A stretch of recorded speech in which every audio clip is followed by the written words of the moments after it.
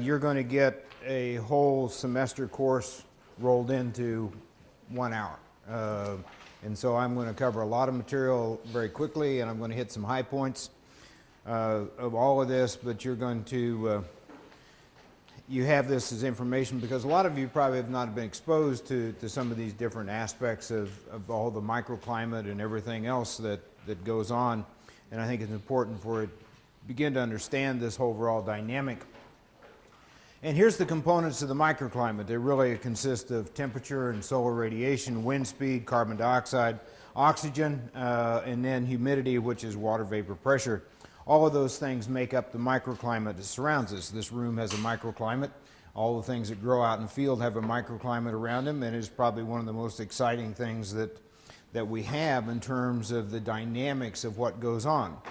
But very few people really look at the whole interface between the soil and the atmosphere in the way it needs to be looked at, and at least in my opinion. But you know, so we look at it from a different viewpoint, and so in all of this, the thing that I'm going to talk about today and go through is just to give you an outline of this, is the critical aspects of water. And I'm going to use water as kind of the unifying mechanism when we talk about the microclimate and all of this.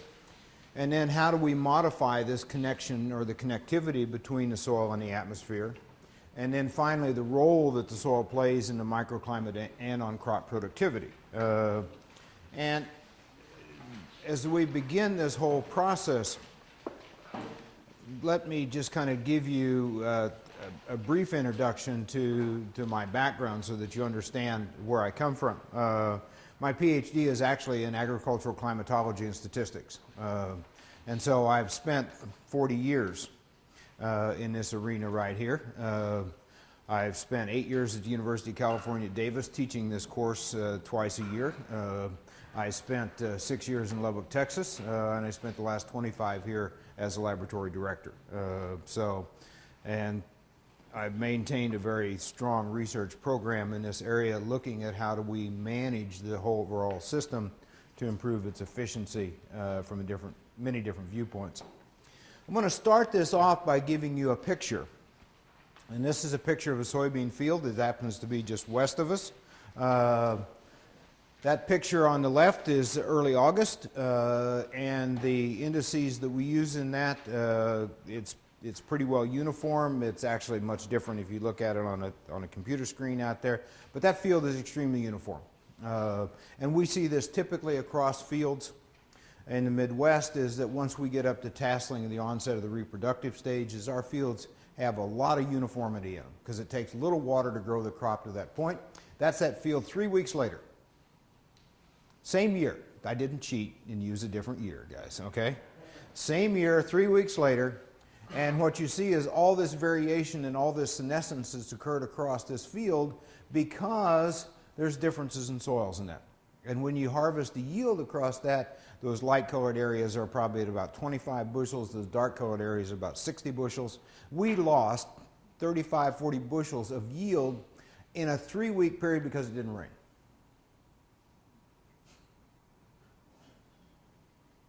That's pretty dramatic from that standpoint. I could entertain you with really, I have all sorts of cute maps like this that are all been geographically or the geostatistically analyzed and the whole works and everything. And I sit at night and play with those things in lots of different ways. You know, in terms of manipulating this, because the most fun course I had on my whole statistics degree was the course in econometrics, and then I learned why economists have to use two hands when they talk, because we did learn how to manipulate data in ways that agronomists never understood. I have some statistical techniques that would just blow your mind. But those green areas are low yielding, the purple areas are really high yielding. And all of this, and you see all this variation exists across the field, and in reality that variation is there because of the water variation. And we've spent a lot of time looking at this because here's the actual soil water use patterns between two different soils within a field. The Clarion is the lower lines, the Webster is the upper lines. And if you look at this from a different standpoint, is that total, and this is transpiration, this is not ET, this is actual water used only by that crop. We actually separated out the E component as out of ET. So this is water actually that went through that crop, taken up by the root system, transpired out. You can see that upper part of that line, we got a total annual or seasonal use of about 500 millimeters. Down in that Clarion, we're at 300 millimeters of water used. Major differences, and this is all within the same field. And it's really reflective of the water holding capacity within that soil. And so when you look at it from that standpoint, and then you start looking at it from a different viewpoint, it really comes into this piece, and I'll bring this together in a little bit, is that here's the evaporation or energy balance for evapotranspiration, is that how much water that plant uses is a function of energy input. It's a function of the water vapor gradient, which is temperature and vapor pressure, and it's a function of the wind speed gradient. And then finally, those first three really determine the potential amount of water that crop can use. This last one determines how much actually gets used. And so the first ones are potential. This becomes our rate limiting factor. Soil becomes the rate limiting factor in terms of water use by that crop. And we see that over and over again in terms of just how this plant uses water. So how much could evaporate versus how much does evaporate is really dependent upon what that soil has as a holding capacity out there. And if you look at it from a different viewpoint, you can look at it this way, and I'll bring these points together for you, is that when we go out and compute a soil water balance, how much is in that soil water balance at any one particular point in time is a function of precipitation plus irrigation minus the losses out there in terms of evaporation, runoff, and drainage. And you see there's differences among soils, and that now we get into the point that becomes very interesting because you look at the organic matter content relative to water holding capacity across that. Now you begin to see the value of soil health and soil tilth, soil characteristics across that. Let me tell you how people have reacted to this type of information here. When we first sent this in for review, in here people said, well, this can't be right because it doesn't rain that much differently across the field. And so I assumed that they missed that day in soils class. When we talk about water holding capacity, I had rather terse remarks back to the reviewer on that about their educational background. Because they missed the point, the fact that it's really water availability and storage within that. Because here's what happens in our climate around here, is that we do grow this plant up to very uniform conditions, and I could bore you with picture after picture of how uniform our fields look at tasseling or the onset of rapid vegetative growth. And then after that point, the evaporative demand is going up by that crop. That's when we're into the rapid water use phase. Precipitation is going down, so we're dependent upon what's stored in the soil profile to make it happen. And unfortunately, unlike the federal government, we cannot deficit spend in the soil water balance. Okay? When you run out of water, you die. Okay? And so plants die, and they die very, very quickly. And so we build all sorts of indices on how rapidly these plants senesce, and it really comes back to the soil water balance. And so if we want to think about modifying this microclimate, both from a water use perspective as well as the humidity levels and everything else, soil becomes the foundational layer in all of this. It's not driven so much by the atmosphere, it's driven by really what goes on in the soil from that perspective. So we've spent a lot of time on what we call altering the water balance. Reducing the E of ET is one component of conservation tillage. That simple act of layering that residue out on the surface basically reduces the evaporation rate. I can take the evaporation component out of that soil and basically take it to almost zero by residue layer across there. And if I do that, then I'm basically putting all that water that's stored in the profile back into T. And That becomes important in all of this because of a couple different things. This is an example of how dramatic this is on a statewide scale. This is a study we just finished. This is county level yield data on soybeans from Kentucky, Iowa, and Nebraska against your own National Crop Commodity Productivity Index that you have in your database. We pulled that out. We went into each county and looked at the ag lands and computed the average NCCPI for each of those counties. And what you find is the average county yield is a linear function of how good that soil is. The other thing you find in this, and we don't go through that because of time today, is that the risk of crop failure in each of these counties increases as the NCCPI decreases. So the poorer the soil in that county, the greater the risk of crop failure. And we've also looked at that relative to crop insurance payments, things like, Ray, you got to... Yeah, Jerry, you should be talking to those crop insurance guys. Have they contacted you? I've worked with RMA for 15 years. They listen to you? Oh, yeah. A lot of people listen to me, believe it or not. The other interesting thing is that we cherry-picked data in this data set, and we only pulled the counties in Nebraska that are irrigated. And so if you irrigate, soils don't matter. If you solve the water problem, the quality of that soil is not that important. But rain-fed areas, it's there. We just finished the same thing for corn. It shows the same relationship. All of these different things. And so you can start looking at this thing from a different perspective and saying, if we want to improve the management of our soils, we're going to have to look at this thing from an entirely different perspective. And because here's our county yields, we've looked at variation across that. We've looked at a number of different indices across this thing. But it really comes down to how much water is available to that crop. It really is a function of water availability. And so one of the cruel facts of life across the Midwest is that our precipitation patterns are changing. We're shifting to more spring precipitation. Our summer precipitation is becoming less frequent and more intense. So that is already, that we're not waiting for 2050 for that to happen. That's actually happening in the record right now. We see all this, so our soils are becoming much more fragile in terms of the water availability. Here's the other piece of this puzzle. Because if we look at water use and transpiration by this crop, it's a linear relationship between yield and amount of water that's transpired. And in compiling about 75 years of data on corn, that black line is the linear line that pretty well represents that. We do have some variation about that line. If you look at that lower part, that's about what our yields are right now, and we're running about 530, 540 millimeters of water that's transpired during the year.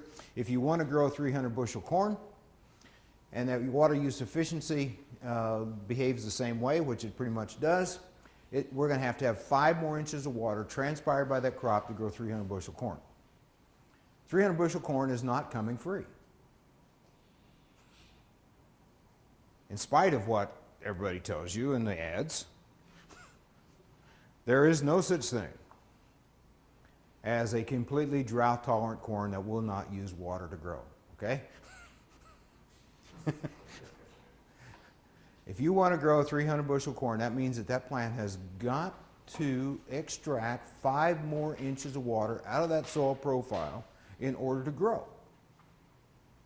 And that's what we've seen. When we've grown those levels of crops, we do have transpiration rates that are about 650 millimeters of water during the growing season.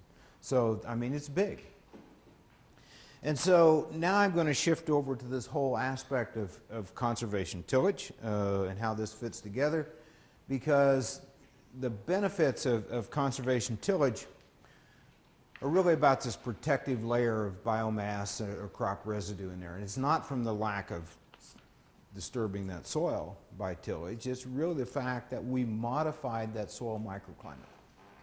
We've modified that soil microclimate. We've reduced the temperature variation. We've removed the water variation across that. We've changed the whole gas exchange, and so the whole dynamics between the soil, upper 4 inches, and the atmosphere are just completely changed by adding this thin layer of residue across that. So we reduce the variation in this. We basically, it's not uncommon for us to see soil surface temperatures during the early spring when we don't have a full cover out there that go from 55 to, they'll easily exceed 130 degrees at the surface on our black soils during the spring. At the 2-inch depth, you can just knock a few degrees off of that. But the water vapor content in that soil goes from humid to bone dry. They go from an oxygen content that's very, very large to an oxygen content that's very, very low, a CO2 content that's high to a CO2 content. We see the extreme variations occurring.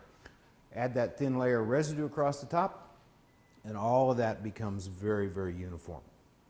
We don't see the large variation that's going on. And now I'm going to relate it to what you would like. Because if you existed in an environment in which I had you work every day from an environment that was 50 degrees to 130 degrees and went from 100% humidity to bone dry, you really wouldn't be very comfortable day to day and throughout the day. And this is what I tell producers. If your biological system within the soil were a union, they would sue you for unfair labor practices. You've got crappy working conditions, you've got all of these other things, you don't feed me, you don't give me a proper working environment, it's not safe and everything else, and yet we expect our soil biology to thrive in this, and we wonder why it doesn't work.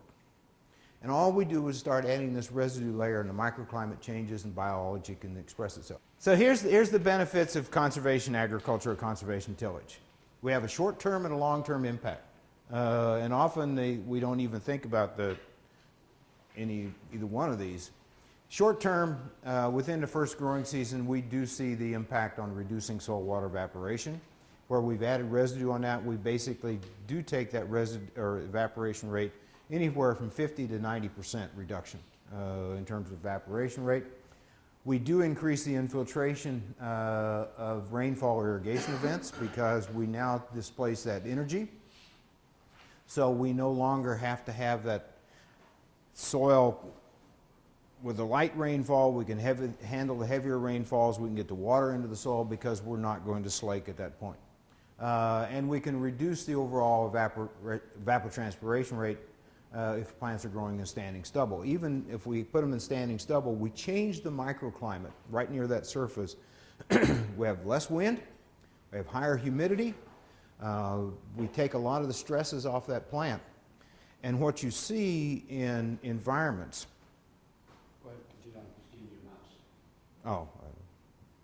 if we take a look at this from that standpoint is that we change all of those different pieces in the puzzle. And so what we showed, and actually I worked on this in West Texas, if we reduce that evaporation rate right in that growing plant, we change the dynamics of that plant growth entirely.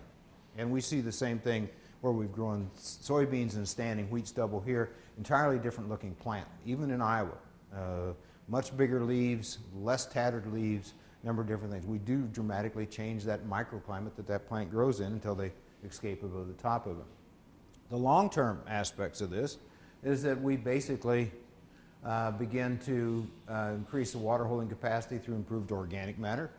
We let that all work. We improve the biological activity. We increase the water availability of that crop, and we increase rooting depth. That whole soil begins to change all the way.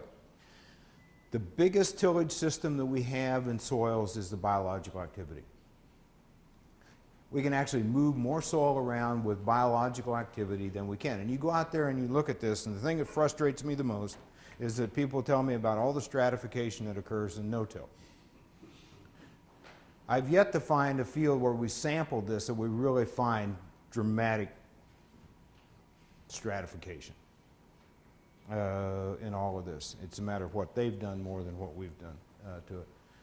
So we see all this different, because if I change these things in the short term, I now allow my biology to express itself and maintain itself over time in all of this. And the more we've seen in all of these pieces, this begins to work. Let's see. The other thesis of this, and if you look across Iowa here, every tillage operation we do in the spring is a ½ inch of water evaporated into the atmosphere. And so when we till in the spring, this is some of the work from Don Rakowski, where he did his small chambers. This is no tillage all the way to high tillage system. That's 0.7 millimeters per hour, which is a pretty good evaporation rate. Tillage does exactly what it's supposed to do. It does dry the soil out. But we never understood just how much it really. I mean, you think about over a day period, a ½ inch of water evaporated, 2 field cultivation operations, an inch of water, and that's coming out of the seed zone. And so it does exactly what it's supposed to do. It does dry that soil out. What was the rate, Jerry, again? Fast? Almost 0.7 millimeters per hour. Per hour. Per hour. And this is in Minnesota, isn't it? That's in Minnesota. It's a little more humid, a little less cool. We could, I have to tell you, I'll do an aside. I did a lot of work on wheat and cotton in West Texas when I was there. And we try to use wheat as a cover crop to plant the cotton into, which is a good system as long as you don't talk to any engineers about it or any plant pathologist or any entomologist. Because all of them had reasons that would never work and would be the bane of cotton production in West Texas. What we found is that, and they said, well, we're already in a 16-inch rainfall zone in West Texas. Growing that wheat crop in there is going to take too much water out of the crop for the next crop, the cotton crop to grow. So we did a water balance of this. It actually, we grew that crop up to the boot stage where we killed it with actually using less water than the conventional tillage system, because they generally tilled 3 or 4 times before they planted cotton anyway. And so their whole tillage operation actually evaporated more water out than did our standing wheat stubble. Plus we ended up having, it's actually used on about 2 million acres right now. So the system that wasn't supposed to work actually works quite well. Here's just an example. These are real data. These are water use efficiency data from one of our fields, the same place we did a lot of this different work in terms of these different pieces. This is fit through the just 150-pound rate of nitrogen. We got a lot of data points across that whole field in which we grew a plant, but it wasn't as water use efficient. And it wasn't as water use efficient because it is an area in which the soils now become limiting. We grow that plant up to that uniform crop at tasseling. We run out of soil water. We've invested water into that crop, but we haven't got any yield back out of it. So when we think about this overall aspect of improving the soil, it's money in the bank, because it'll take these points and move them up here. And so all of this begins to show you the value of what organic matter is worth within that soil. How does it all fit together from that standpoint, and what we've changed in the soil microclimate to make that happen. Because in a different perspective, here is U.S. grain production. There's corn, 2012. There's soybeans, 2012. Wheat did not show the big decrease in 2012 because it matures before that drought really set in. So you see all this, but we took a hit in these years right here. But if you start dissecting back all the way down to field, county, cropping district, state, and national level, these curves become much more erratic, the finer scale we get. Because we had producers in 2012 who had extremely good yields. We had producers who had extremely poor yields. And the producers after 2012 began to realize that, oh, my good soils can handle water deficits a lot better than my poor soils. And so what I'm doing right now, just a piece of a puzzle of this, is that we have a request out for data from long-term no-till, long-term strip-till production across the state of Iowa by producers. I want at least 10 to 15 years of data as a minimum. And we're getting their annual years, and we're looking at their yields relative to county average yields, and we're looking at their yield trend line relative to county. What I've gotten in so far, I haven't seen any field that's less than 40 bushels better than the county average. Their organic matters are anywhere from 5 to 8% of what data I've gotten so far. Their variation is much less, and when we've done other analysis on this, is that conservation tillage actually shows less variation, half the variation over a 10-year period as does conventional tillage. And so we see all these different changes emerge. And so if we're going to see much more erratic rainfall during the late summer, we're going to have to think about either really shortening that corn hybrid or changing the crop entirely. The problem will be, and this is what, and I've been bouncing this off producers, are saying is that if we get more and more rain in the spring, we're going to have some disease management issues in wheat and things like this. But Europe grows it quite nicely. They produce some really high yields out there. It's just a matter of how do you handle the fungicides as part of this puzzle. But if you really want to think about a system, the wheat or even barley in this, there's an increased demand for malting barley. Just thought I'd throw that out there. You know, and so I think barley is another crop that could grow into this system from that standpoint. But I do think a small grain would really help. We saw, and even in West Texas with those sands, after 2 years of growing wheat, we already begun to see the change in color in the upper ½ inch of that soil because of the increased organic matter. 2. Here's just to show you how dramatic the weather is in this overall process and why we're looking at how we manage water from a different perspective. These are deviations from maximum yield. We actually do an analysis on yields looking at what we call the upper quadrant analysis, and it fits a line across the top, and we look at deviations away from that. That's the optimum range. And you see that there have been some years that in Iowa we've lost 40% of our yield from what we could potentially produce that year. In corn, I can do the same thing. We see about a 50%. Go into Kansas, our deviations from the maximum potential are sometimes 60 to 70%. That's how much potential, how much of the actual crop they lose. Nebraska, I can get some. We've seen the same thing, Neil. I mean, you get into this, so we lose a lot, and we leave it on the table because we haven't thought about how do we manage that soil system as part of the overall production complex. The statement that I make is that, unfortunately, in our current agricultural systems, is that we have divorced agronomic management from soil management. We think about adding fertilizer, we think about doing all these different things, but we won't think about managing the soil as part of this complex. So we just see these deviations and really a function of what's happening out there. That's another analysis that we've done, and looking at just this fraction of our potential yield through the years. This happens to be 4 different counties we've looked at. 20% of our yield loss is occurring 80% of the time, and it's due to water availability, and it means that it's under our management control. If we begin to think about improving organic matter, improving that residue management and everything else, we can take that 20% and make it a whole lot less. Because they're short-term water stresses.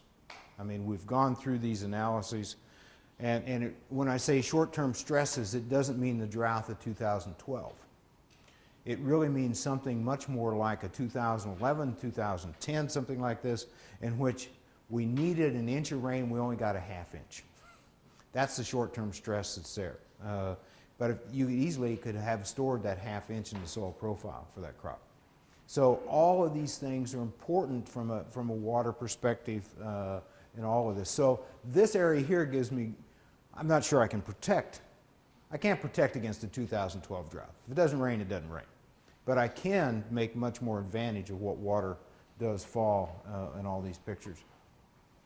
So when we think about this, this either inducing or reducing variation, is that we create variation in our ability to capture, retain, and release precipitation during the growing season. Is that we've done a lot of things to our whole soil management system that actually has altered that. Our ability to absorb water, a number of different things. The more we degrade the soil, the greater the variation is across the field. I can take you into fields, and you've seen them as well, that they're extremely degraded. They continue to degrade, and the yield variation is there. The only way we're going to reduce that variation is to get us back to a point of managing this soil to conserve water to meet the atmospheric demand. And so you look at this puzzle from a standpoint of the soil microclimate, all these different things are going on. It really does now begin to put an economic value as to what is worth in terms of improving organic matter back in that soil. How do we manage this risk from a different perspective? All of these different puzzles as well. And so the other piece that we've been looking at is this one right here. Unfortunately, we see this scene way too often across landscapes.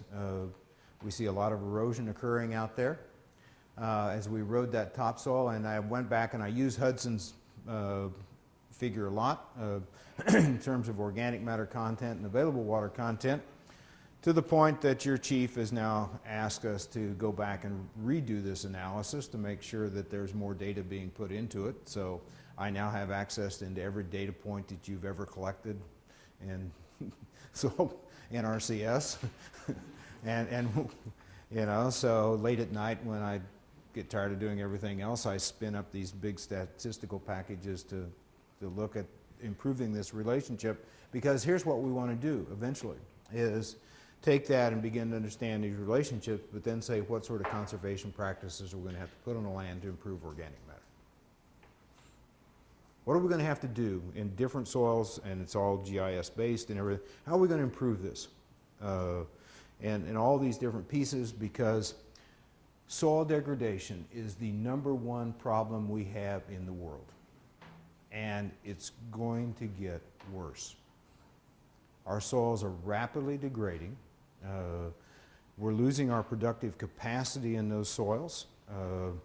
And it's to this degree is that we're going to lose the equivalent of 30% of the U.S. land area by 2050 will no longer be productive on a world basis. So basically, you take all the productive land that we have in the United States and you take 1/3 of that, and that's no longer productive. That's the reduction in the land base by 2050. That doesn't even include how much we're going to degrade the rest of it as well in all of this. So this is why it's become of such a concern to me that we really need to be thinking differently about our soils in all of this. Here's the other problem with this whole thing, is that here's our climate projections. We're going to become wetter springs, hotter summers. When we roll the models out, and these are the suites of models we look at, wetter springs, hotter summers, fewer wet summers, more hot summers in the climate analysis.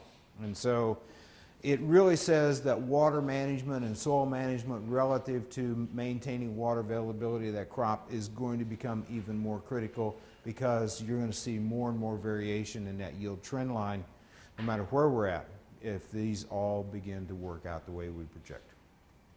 So we've used that in the reverse way to say this is why soil management and soil improvement becomes so critical in order to be able to cope with climate change.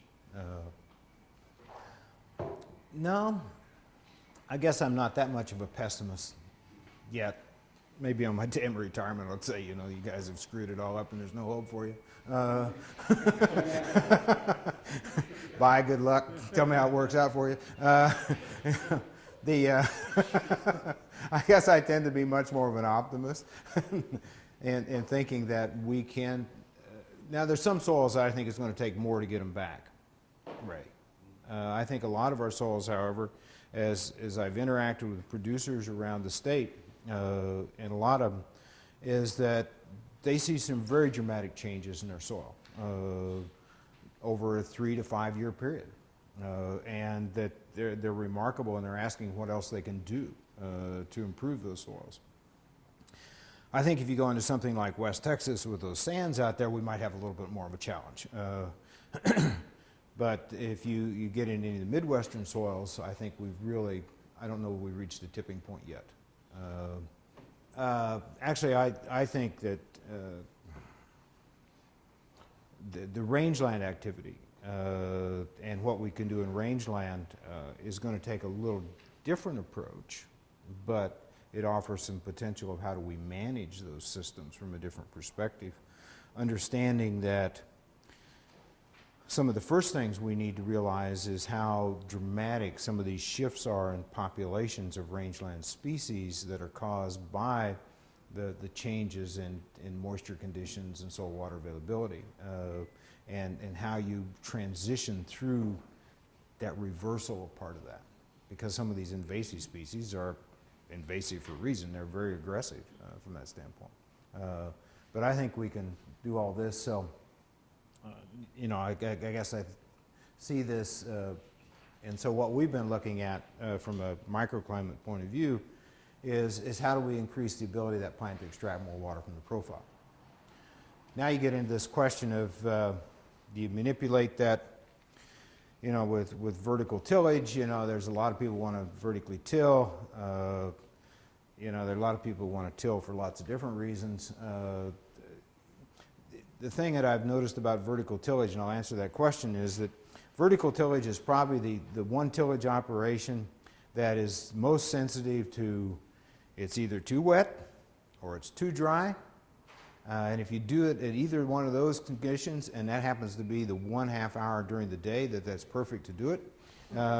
If you do it in conditions other than that, you cause some irreparable damage down through that soil. And I'm not sure, on all honesty, if we really looked at it, it's worth it. I mean, if you've got a compaction layer, yes, get the compaction layer taken out of it, but don't vertically till every year just for the fun of it. I mean, that's what I think a lot of. It's like, it'd be better off having weekly tractor pull contest than having these guys vertically till, and that's kind of what they're doing, is how much horsepower can I hook on a tractor and how much diesel smoke can I blow out the top. No, that's the unfortunate part, is that there's not enough research on that to really document that, the negative aspects of it. In a healthier soil, the plant actually doesn't use any less water. It basically is much more efficient in the water it uses. And so you get a higher growth. So what you're doing is that you're basically making that plant much more efficient, because coupling water availability and nutrient availability in that profile. And sometimes we've separated those two things out. We take out water and we take out nutrients. In reality, that plant is after nutrients and it's after water simultaneously.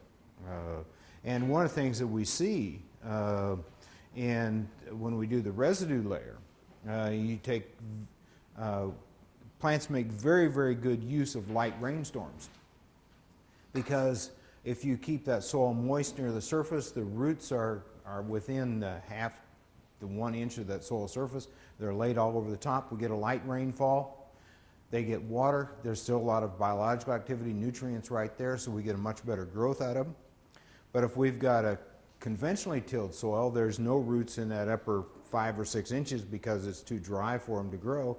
And so you've got to have enough rainfall to really re-wet that upper 6 inches, as opposed to re-wetting the upper inch of that. Major difference in how much rainfall it takes to do that.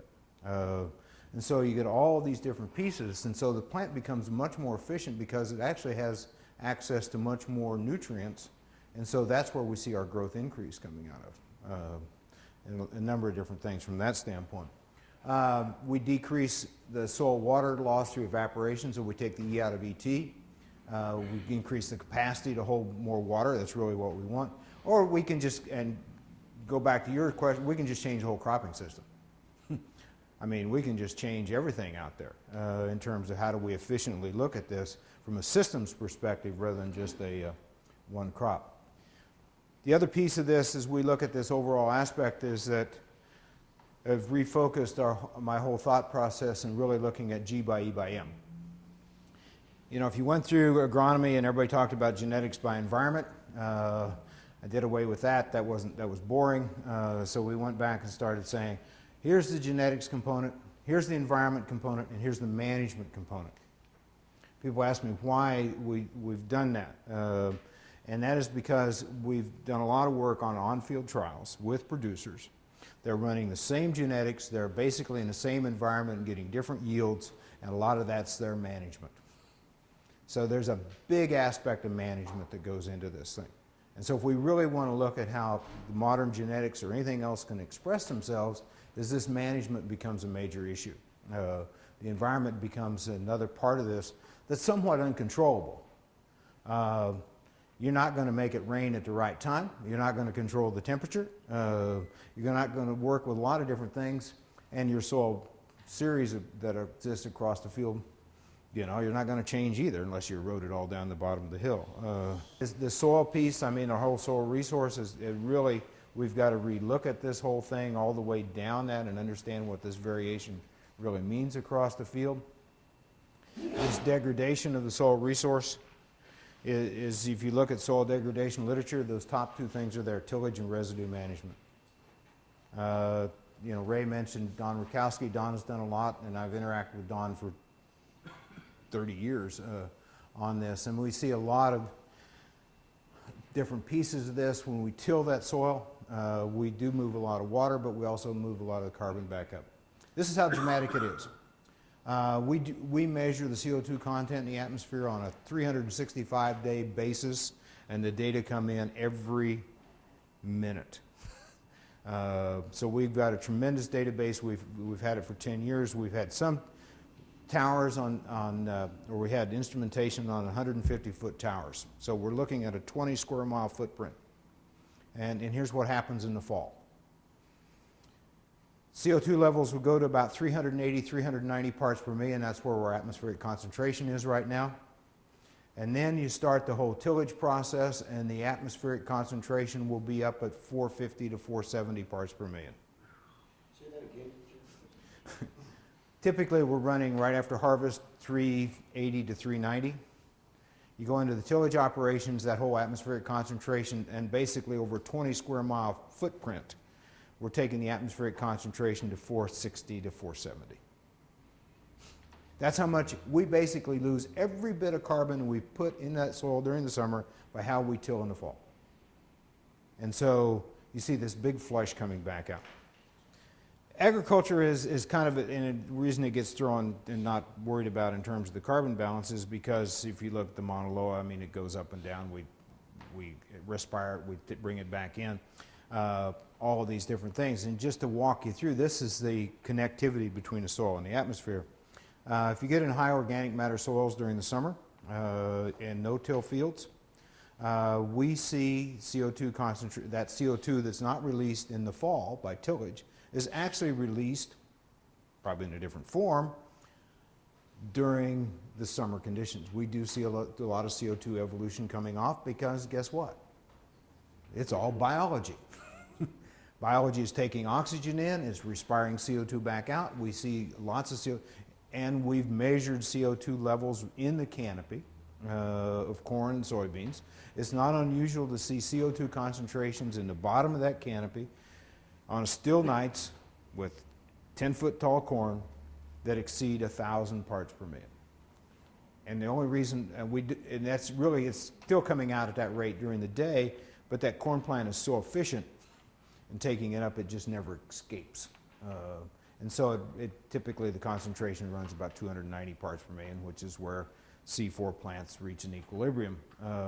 And so all of these things are occurring. So this CO2 that's coming out is basically being gobbled up by that plant. And it's pretty dramatic in all of this.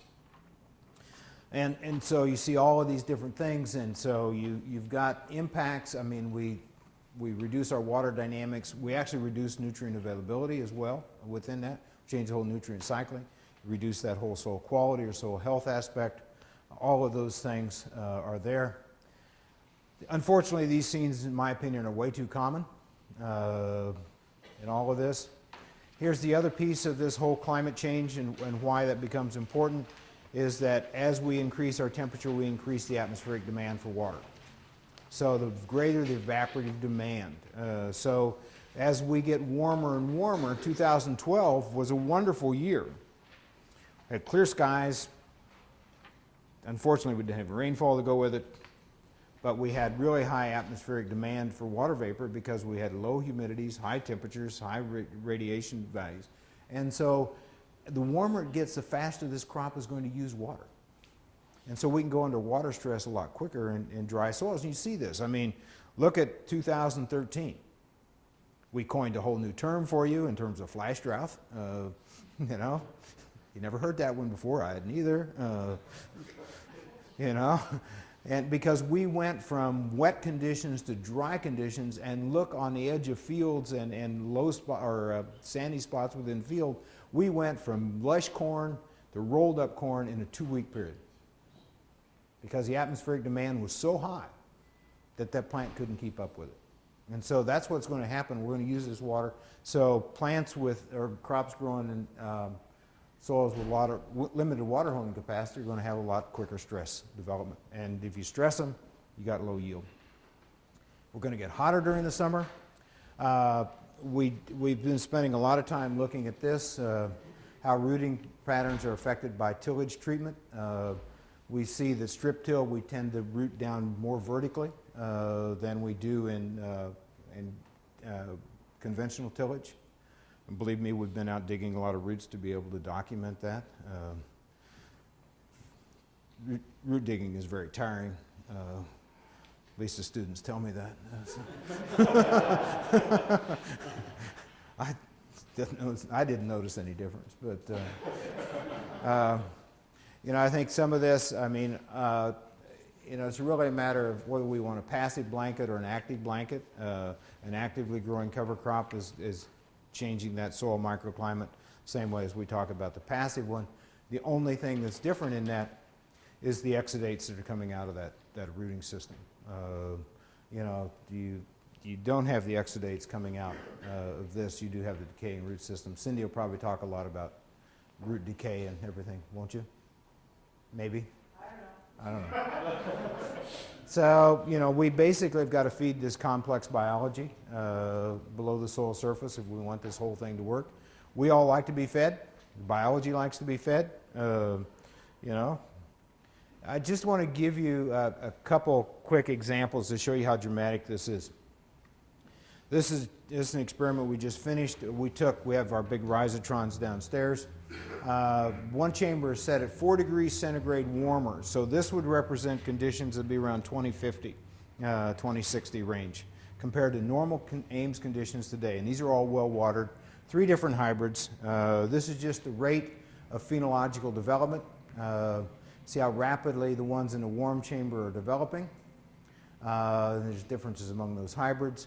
These are the yields that came out of those chambers. This is the hot one. This is the normal one. Well, those high temperatures the phenology is not the problem. It's the synchrony between pollination and silking that's entirely messed up. You're talking about the reason and how these get calculated, just so you know that I'm not lying to you on yields, is that we go through and there's 12 plants in every one of those monoliths. We go through and we harvest all the ears off of that. We actually measure the amount of kernels that are on every one of those ears, and that's computed back to a per acre basis and everything. there is really 395 bushels on the equivalent basis. Those ears are this long in that chamber. And you get over where we really put them in temperature stress, we're down to 71 because we do change the synchrony and all this. And we just finished the second rep and it looks just like the first rep through this thing. Temperature, high temperature, and particularly high temperatures at silking and pollination really disrupt this. What's scary about this is that these are all maintained in a very well-watered condition. If I add water stress to this, those numbers go to zero because we've run that study as well. So with a little bit of water stress in that and the high temperature stress is that we completely disrupt the physiology of this plant. And so it can have dramatic impacts for us. We see this in terms of plant growth in the field out there on a limited basis. Here's why I become so concerned about all of this, and I'll just slip over to a couple other ones. This line here represents where our trajectories are if you go back to those yield curves. If we look at population increases and what we're going to have for food demand, that's what the curve needs to look like in there. It's not we're not going to meet it if we just stay the same rate we're at. That really translates into a water deficit because of this yield versus water use relationship. And it really translates back into a soil management, soil improvement issue because most of the world is still rain-fed agriculture. We've got to be able to capture that rainfall, utilize it from a much different perspective if we're going to meet global food demand in all of this. I put the soil degradation spiral out there. And I'll just start at the top with what we might consider something as poor land management. One of the first things we begin to see is that we do degrade those soil aggregates near the surface. They change the most quickly. Once we change those aggregates, the soil microclimate really begins to change very quickly. Because once we slake, and it only takes a 32nd of an inch of crust at the surface to basically stop all water and gas movement between the soil and the atmosphere. That's how effective that little crust layer is. 32nd of an inch. So once we put that there, we no longer get the oxygen down in there, so our biology is starved for oxygen, and we go anaerobic in a lot of different conditions if we have the moisture. And so we change everything from that standpoint. So then we end up with this more and more compaction and more crusting. We get water and wind erosion at that point because we no longer have the infiltration rate that allows us to work. Once we degrade that soil to that point, you see plant growth is affected. And if we're no longer growing plants effectively, we'll affect soil biology, and pretty soon yields decrease, and then we wonder what in the heck happened in that field. And so the bottom line would be desertification. Yeah, you can take it to that point. In certain parts of the country, that's what happens. And certain parts of the country, certain parts of the world. There are some really cool techniques now to be able to relate satellite imagery, slope, the LiDAR data, and everything else to actually compute degradation indices that we're looking at in terms of this process. And so it really comes in, you can apply this across an individual field and start dissecting yield maps, all the other characteristics that are there, and how do we look at this, and how do we begin to improve that soil to be able to change that. But to me, this is a serious issue that we got to think about. These soil exchanges are really this way. You got precipitation, you got evaporation, you got all those nutrients, and you got the gases. And we have not really talked much about oxygen and CO2 exchanges. The oxygen exchange going back and forth between the atmosphere to the soil is extremely critical. Corn greens up after we cultivate it, not because it likes cultivation, it's because we put oxygen back in that soil. And you see this in soils that are slaked, where we have extremely flooded conditions versus no-till. You don't see near the yellowing in the no-till field that you do in a conventionally tilled field on really wet springs because of the oxygen exchange between the soil and the atmosphere. We just maintain that pore space that's out there. And then I think, so this is why, coming back to this viewpoint in terms of organic matter and soil water availability, we're not going to change precipitation. We're not going to change that availability. We'll change some things, but that's relatively minor in the grand scheme of things. What we are able to change is soil water availability. We can change the E of ET, so we can reduce the soil water evaporation, but it actually comes down to this, is that we really need to be thinking about how do we manage our biology as part of this system to make it all work. It's been one of the great puzzles of humankind, is that we have people who love the carbon cycle, we have people who love the water cycle, and they don't spend enough time being forced to talk about the carbon water cycle.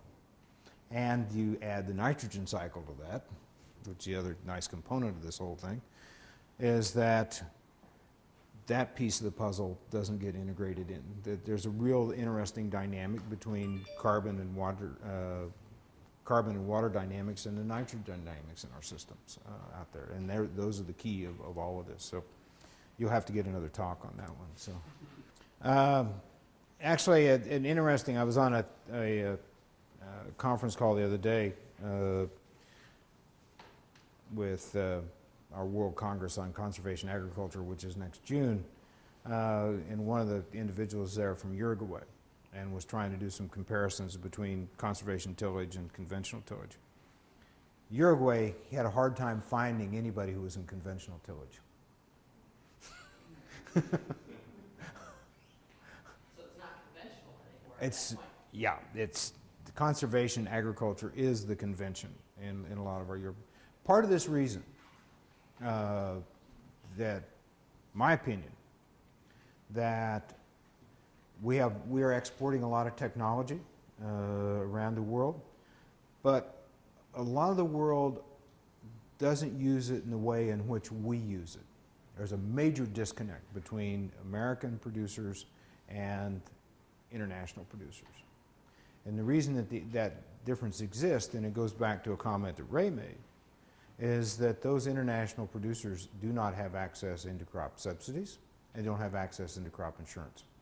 And so they do an entirely different risk management profile. They've looked at where the risk occurs. That's why you see this widespread adoption of conservation agriculture around the world compared to what it is in the United States. Because we basically have taken that part of the equation out of it. We've taken the risk out of making good agronomic decisions and replaced it with an economic decision in terms of crop insurance. If I were king, and I see this. I mean, I'll give you a real example from 2012. 2012, obviously during the height of the drought, there's a lot of different reporters who want to know about the drought and the impacts of it. And this lady called me from one of our really big newspapers, and she said, well, what's the impact of drought and all of this? And she said, the farmers are taken care of by insurance. And I said, yes. Economically, we will take care of the producers so they'll get an economic return. But I said, here's the reality that you need to face, is that eating an insurance policy is probably not very nutritious. She goes, oh. I didn't think about that. I said, the real problem is the lack of production in drought. It's not about the economic piece of this. So if you don't produce it, it doesn't make any difference how much you insure it. It still doesn't buy food if it doesn't exist. And I think that's the harsh reality that some people got to face, is that we've got some serious issues in terms of our food production aspects, and they're going to become scarier. I mean, as we've run these models out, production is going to become more variable. And it's going to be that period, like if you look in that corn record and you look in the soybean record, during the period from the late 70s to the 90s, that we had a lot of variation in production.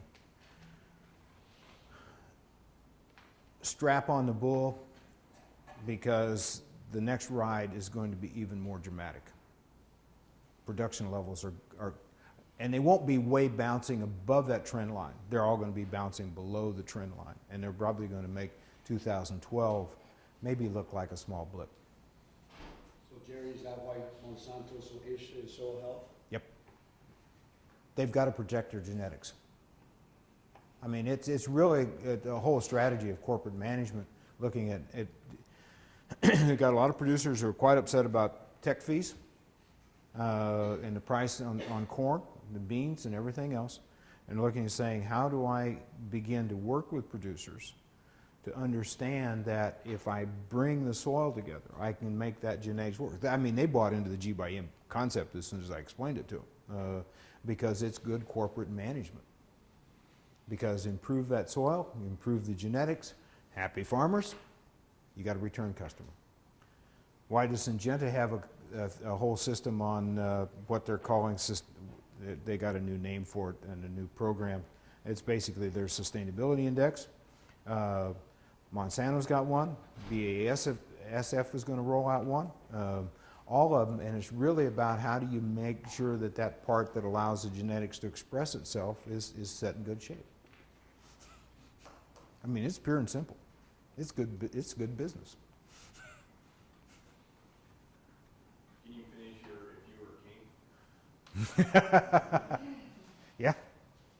If I were king, I would do away with crop subsidies and crop insurance.